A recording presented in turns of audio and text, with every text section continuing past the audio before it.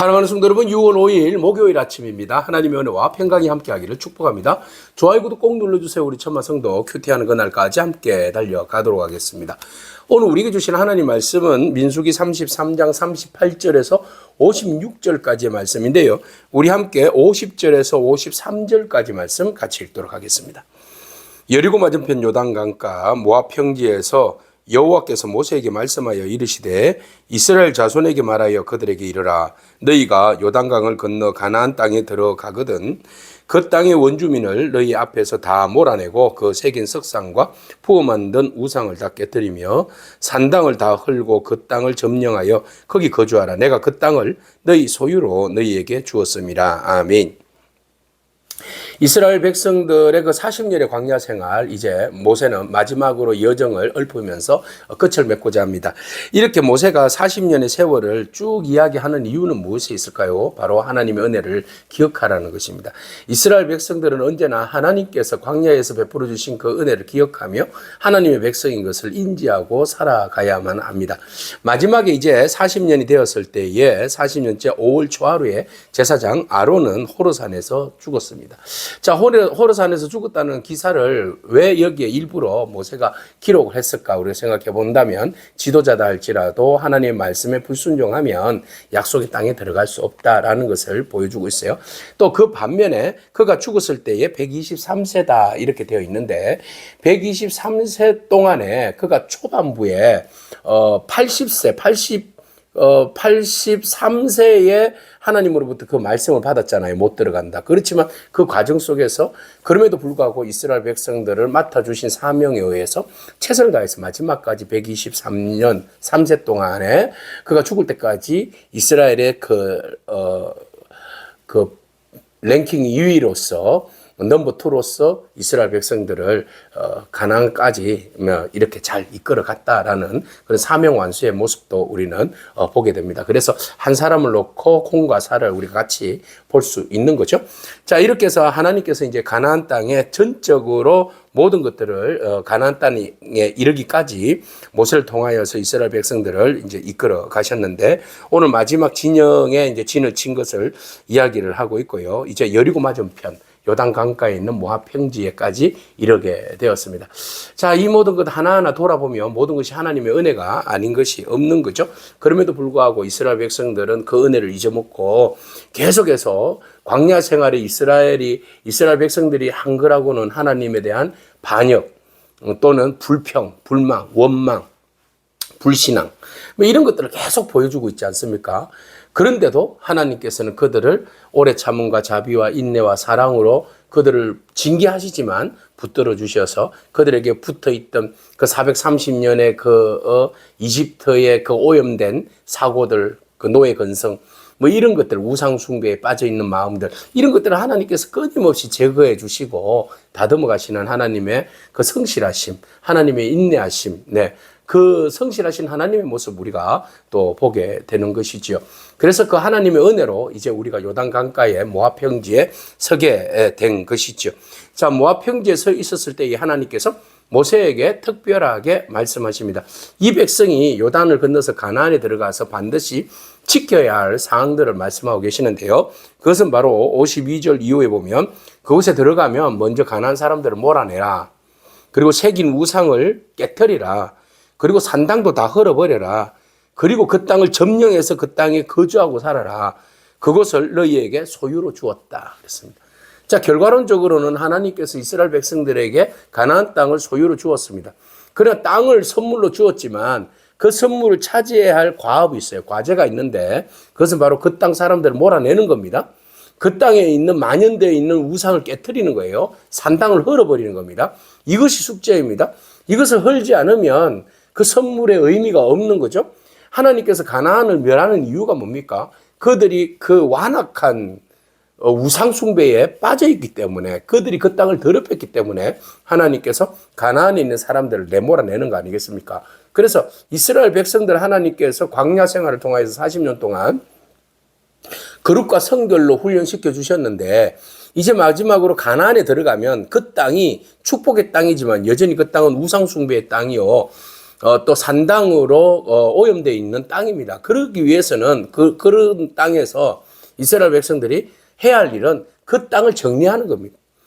하나님의 통치의 다스림의 방법으로 하나님의 성결의 의지로 그 땅을 성결케 하고 거룩케 하고 그 땅에 있는 모든 악과 간섭들을 몰아내는 겁니다. 정리하는 겁니다.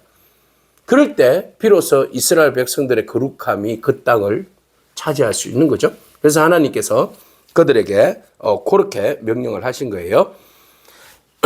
자, 그렇게 해서 그 땅을 차지하게 되고 그 땅을 차지할 때에 하나님께서 공평, 공정, 네, 땅을 분배함에 있어서 공정함으로 그 땅을 분배할 것을 말씀하시는데 땅을 뽑는 것은 제비뽑기를 통하여서 땅을 뽑되 그 지역에 있는 사람, 지파의 사람들의 그 수를 따라서 그 땅에 많은 사람들에게는 많은 기업을 주고 적은 자에게는 적은 기업을 주어서 그 땅을 차지할 것을 그렇게 명령하고 있습니다. 그래서 하나님은 나눔에 있어서도 서로 오해나 불공정함에 대한 불평이나 불만이나 이런 거 사지 아니하도록 모두에게 다 유익을 줄 수 있는 그런 공정한 나눔을 부탁하고 계신 것이죠.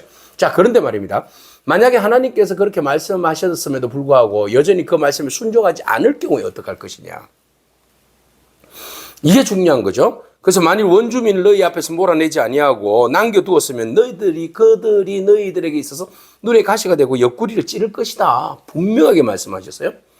그리고 난 다음에 그들이 너희를 괴롭힐 것인데 나는 그들에게 행하기로 생각한 것을 오히려 너희에게 행하리라 그랬어요. 그러니까 그들에게 행하고자 했던 징계를 이스라엘 백성들에게 오히려 돌려서 그 징계를 하겠다는 겁니다. 그러니까 거룩하지 않으면 선물을 줬는데 선물을 지키지 않고 그것을 귀한 것으로 여기지 않으면 그것을 잘 보관하지 않으면 빼앗겠다는 겁니다. 아무리 40년 동안 훈련 받아도 하나님의 그 법에 따라서 진리에 따라서 말씀에 따라서 순종하지 않으면 주신 복도 거두어 가시겠다는 거예요. 그래서 하나님의 약속은 하나님의 선물은 잘 지킬 수 있을 때 그것이 비로소 선물로서의 가치가 있는 거죠. 은혜로 우리가 그걸 받았다면 그것을 감당할 수 있는 거룩함이 우리에게 필요한 거죠.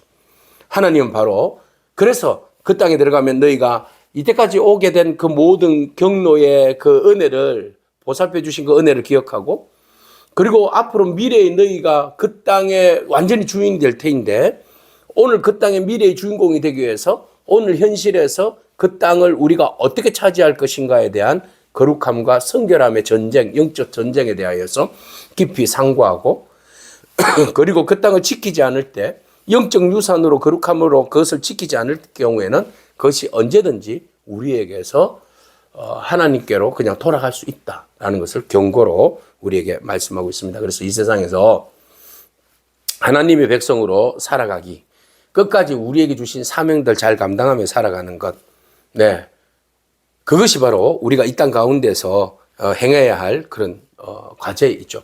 그래서 중요한 과제는 한마디로 이야기하면 이 땅 가운데서 거룩함입니다. 성결함입니다.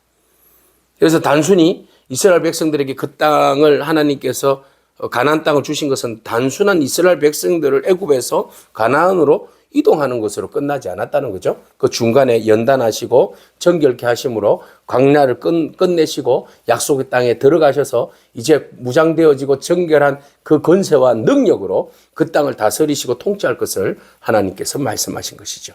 그래서 그 다스리고 통치할 수 있는 그 영적 권세는 바로 거룩함입니다. 하나님 말씀에 전적으로 순종하는 겁니다. 그럴 때 비로소 그 땅은 우리의 땅이 되고 그 땅은 우리의 소유가 되고 그 땅은 믿음으로 우리의 영원한 기업이 되는 것이죠.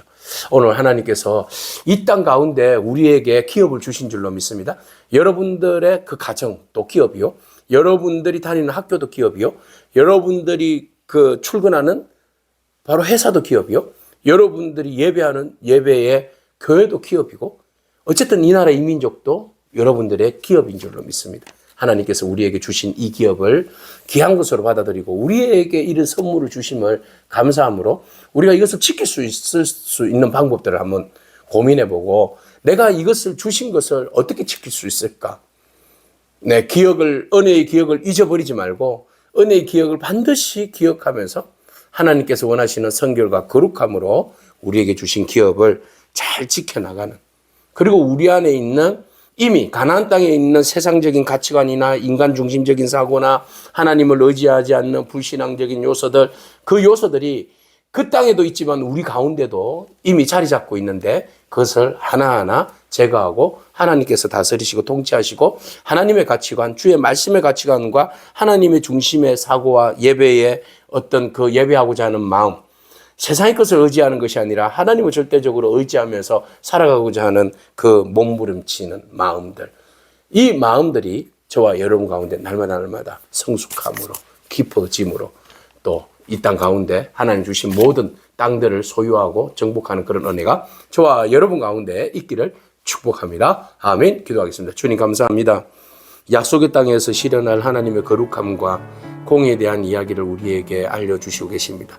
오랫동안 광야에서 하나님께서 은혜를 베풀어 주셨고 그 은혜 베풀어 주심을 기억하게 하시고 이제 가나안 땅에 들어감으로 모든 것이 끝나는 것이 아니라 다시 시작되어지는 영적 전쟁 가운데서 우리로 하여금 그 땅을 차지하고 그 땅에 있는 모든 세속적인 가치와 우상 숭배의 그 모든 것들을 하나님께서 몰아내라 하실 때에 하나님 우리가 그것을 가슴에 새기고 마음에 새기고 우리가 그것을 순종함으로 온전히 거룩함을 지키고 하나님께서 주신 약속의 땅을 우리가 믿음으로 지켜나갈 수 있는, 그리고 확장해 갈 수 있는 그런 믿음이 우리 가운데 있게 하여 주옵소서. 감사드립니다. 예수님에게 하신 이름으로 기도합니다. 아멘. 오늘도 믿음으로 승리하길 축복합니다. 아멘.